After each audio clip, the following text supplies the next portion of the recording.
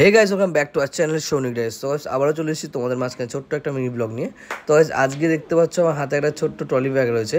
আর এই ট্রলি ব্যাগের অনেকদিন ঘরে পড়ে থাকায় এই সাইডগুলোতে ইঁদুরে কেটে দিয়েছে। দেখতে পাচ্ছ অনেকটাই বড় একটা গর্ত করে দিয়েছে ইঁদুর কেটে, তো ছিঁড়ে দিয়েছে ব্যাগ অনেকটা। তো চলো গাইস এখন যাবো ব্যাগের দোকান। আর দেখতেই পাচ্ছ আমার পুকুরে রেখে রয়েছে, সেই জন্য এটা একটু সারাতে ব্যাগ যাবো। এই যে হয়ে যাবে এটা, মানে তুমি করতে যাবো এটা তাহলে হবে। আচ্ছা ঠিক।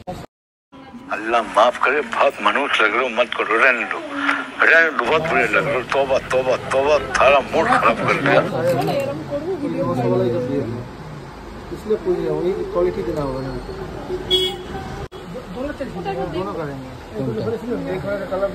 3-4টে ফ্রেম দেখলাম, তার মধ্যে পছন্দ হলো এইটা, আর আমরা এটাই নিয়ে নিলাম। আর আমরা একটু মাইন্ড ফ্রেশ করার জন্য বেরিয়ে পড়লাম বিটিপিএসের সাইডে। সাইডটা খুব সুন্দর, মানে তুমি চাইলে এই সাইডটায় ঘুরতে আসতে পারো। বিকেলে আমরা ম্যাক্সিমাম টাইম এদিকে আসি ঘুরতে, প্রচুর ঠান্ডা যায়। কথায় আছে না, দাঁত থাকতে দাঁতের মর্ম বোঝা, কথাটা সত্যি। আমি আর সৌমিকা যখনই প্ল্যান করি কোথাও ঘুরতে যাওয়ার, আমরা কিন্তু ফাটফাট বেরিয়ে পড়ি, কারণ এই ছোটো ছোটো স্মৃতিগুলোই কিন্তু আমরা ফোনে ক্যাপচার করে রাখি সারা জীবনের জন্য। দেখো এখন হয়তো আমরা বেরোতে পারছি, ঘুরতে পারছি, নিজের মন মতো খুলে আনন্দ করতে পারছি।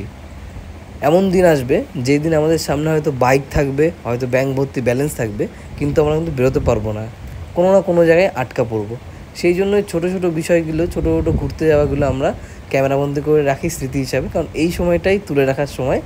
আর কে কী বলছে না বলছে সেটাই কোনো যায় আসে না, কারণ জীবন তো একটাই, নিজের মতো করে একটু না বাঁচো। থ্যাংক ইউ সো মাচ এতক্ষণ আমার সাথে থাকার জন্য।